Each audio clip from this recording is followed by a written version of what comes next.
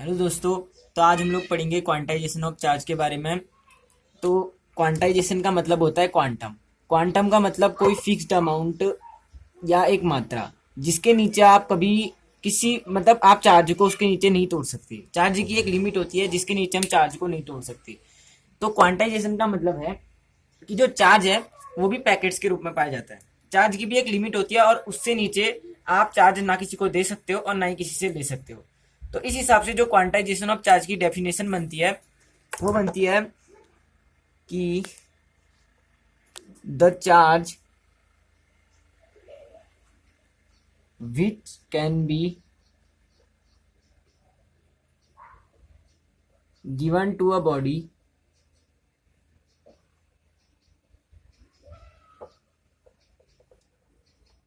और taken from a body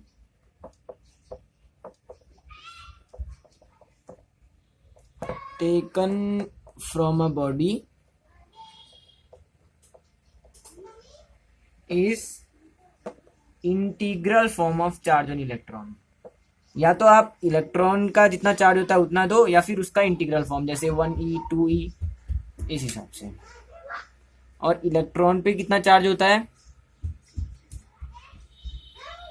1.6 into 10⁻⁻19 coulomb. तो इस हिसाब से जो चार्ज की इक्वेशन बनती है वो बनती है Q is equal to plus minus n e. तो ये तो क्वांटाइजेशन ऑफ चार्ज की डेफिनेशन थी। अब एक दो सिंपल से सवाल लेते हैं। Question the charge on Al3 positive is. इसमें मैं आपको चार ऑप्शन देता हूं ताकि आप इसे पहले खुद से सॉल्व कर सकें। पहला हो जाएगा 3 कूलम, दूसरा 3 × 10⁻⁻19 कूलम, तीसरा 1.6 इंटू 10⁻⁻19 कूलम और चौथा 4.8 इंटू 10⁻⁻19 कूलम। तो आप लोग इस वीडियो को पॉज कीजिए और इस क्वेश्चन को खुद खुद से ट्राई करने की कोशिश कीजिए। फिर मैं आपको इस क्वेश्चन का आंसर बताता हूँ। तो मुझे लगता है आपने अब तक आपने इस वीडियो को पॉज कर लिया होगा और इस क्वेश्चन का आंसर निकाल लिया होगा। तो चलिए अब इस क्वेश्चन का आंसर निकालते हैं। तो हमने यहाँ पे देखा कि जो चार्ज किसी भी बॉडी को दिया जाता है वो हमेशा इलेक्ट्रॉन चार्ज ऑन इलेक्ट्रॉन का इंटीग्रल फॉर्म होता है। और दूसरी बात ये होता है कि जब कोई जब कोई एटम आयनाइज्ड होता है तो उस पर जितना चार्ज होता है, अगर पॉजिटिव में जितना चार्ज होता है उसका मतलब उसमें से उतने इलेक्ट्रॉन लिए गए हैं, और अगर निगेटिव में जितना चार्ज होता है उसका मतलब उसको उतने इलेक्ट्रॉन दिए गए हैं। जैसे अगर Al की जगह होता Cl, Cl पे कितना चार्ज होता है, Cl निगेटिव होता है, इसका मतलब Cl को एक इलेक्ट्रॉन दिया गया है। और जहां पे पॉजिटिव चार्ज होता है वहां पर से एक इलेक्ट्रॉन लिया गया होता है, क्योंकि जो इलेक्ट्रॉन होता है उसका जो साइन होता है निगेटिव। तो अगर आप इलेक्ट्रॉन कम करेंगे तो पॉजिटिव साइन आएगा और अगर आप इलेक्ट्रॉन जोड़ेंगे तो निगेटिव साइन आएगा। तो यहाँ पे सवाल है कि Al3 पॉजिटिव में कितना चार्ज होता है। तो Q is equal to n e. Q बराबर एन दिया हुआ है 3, ई है 1.6 इंटू 10⁻⁻19 गुलाम। बस आप इसे इंटू कर लीजिए 4.8 इंटू 10⁻⁻19 गुलाम का आंसर हो जाएगा। तो ये तो एक बेसिक सा क्वेश्चन था।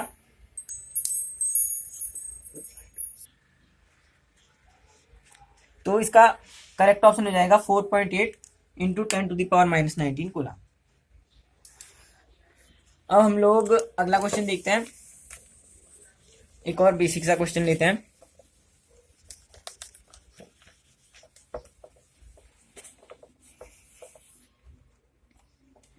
मैं आप लोगों को एक बात बता देता हूँ, अगर आपने हमारे चैनल को अब तक सब्सक्राइब नहीं किया है तो आप सब्सक्राइब कर दीजिए ताकि हम अगला वीडियो जल्द से जल्द ला सकें।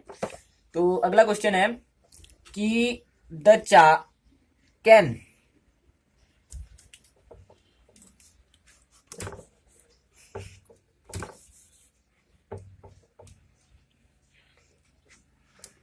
द चार्ज ऑफ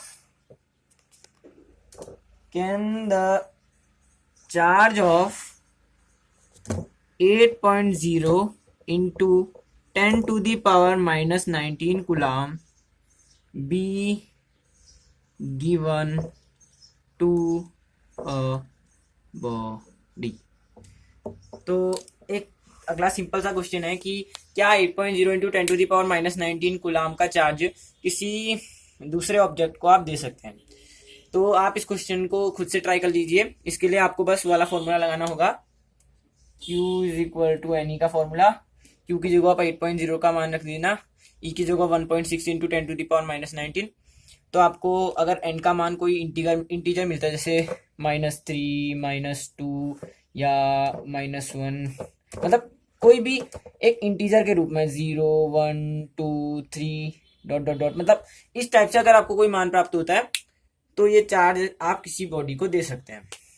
देखिए Q हमें दिया हुआ है 8.0 into 10 to the power minus 19 coulomb, n हमें निकालना है और E है 1.6 into 10 to the power minus 19 coulomb. तो -19 से -19 कट जाएगा, 8.0 अपॉन 1.6। तो इनको हम दोनों को 10 से इंटू कर लेते हैं। पॉइंट को अगर आपको जितना पॉइंट आगे ले जाना है, मतलब आपको जैसे एक के आगे है तो आपको 10 से गुणा करना होगा। अगर अभी यहाँ पे पॉइंट होता तो आप 100 से इंटू करते, अगर एक और आगे होता तो आप 1000 से मल्टीप्लाई करते। तो ये जब हम 8.0 को 10 से इंटू करेंगे तो हो जाएगा 80, 1.6 हो जाएगा 16 इज इक्वल टू n, 16 5 जाए 80, तो n हो जाएगा 5। तो ये क्वांटाइजेशन ऑफ चार्ज के दो बेसिक से क्वेश्चन थे। अब मैं आपको फटाफट से ट्रांसमिशन ऑफ चार्ज के बारे में बता देता हूँ हल्का फुल्का, कि चार्ज किस तरीके से एक बॉडी से दूसरी बॉडी में दिया जाता है।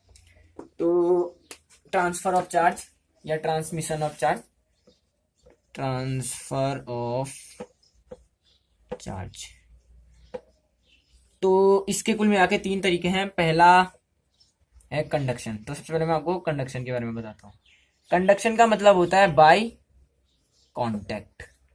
इसके लिए आपको एक बॉडी को दूसरी बॉडी से कांटेक्ट कराना होगा, तब ये ट्रांसफर ऑफ चार्ज काम करेगा। तो मान लीजिए आपके पास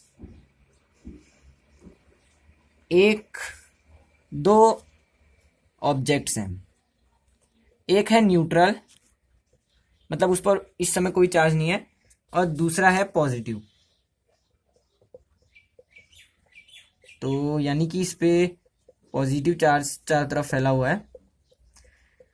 हाँ, पॉजिटिव चार्ज का मतलब होता है कि इस बॉडी में इलेक्ट्रॉन्स की कमी है। कभी भी ऐसा नहीं होता कि यहाँ पे पॉजिटिव चार्ज ज्यादा होगा, क्योंकि पॉजिटिव चार्ज प्रोटॉन की वजह से होता है और प्रोटॉन कभी एक बॉडी से दूसरी बॉडी में जाते नहीं है। तो जब भी आपको कहीं पे दिखे कि यहाँ पे पॉजिटिव चार्ज है तो इसका मतलब है कि उस बॉडी में जितने प्रोटॉन है उतने इलेक्ट्रॉन मौजूद नहीं है, वो कोई आयोनाइज्ड बॉडी होगी। तो अगर आपको इस वाली बॉडी में भी चार्ज देना है तो उसके लिए आपको बस इन दोनों को आपस में कांटेक्ट में लाना होगा, और जो पॉजिटिव चार्ज हैं वो एक बॉडी से दूसरी बॉडी में ट्रांसफर हो जाएंगे। तो इसके बाद जो आपको देखने को मिलेगा वो आपको देखने को मिलेगा कि दोनों बॉडीज में चार्ज डिस्ट्रीब्यूटेड हो जाएंगे। और अगर इनकी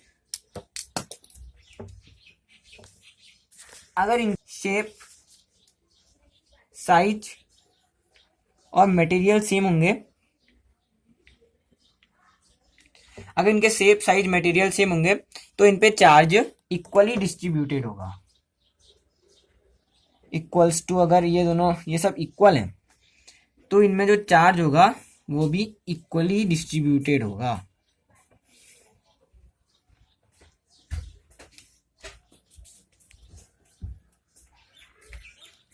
तो आज की वीडियो के लिए बस इतना ही। अगले वीडियो में हम बात करेंगे ट्रांसफर ऑफ चार्ज के 2 अगले मेथड्स की, जो कि है इंडक्शन और रबिंग। तो हमारे चैनल को सब्सक्राइब कीजिए ताकि हम लोग उस वीडियो को जल्दी से जल्दी ला सकें। Thank you.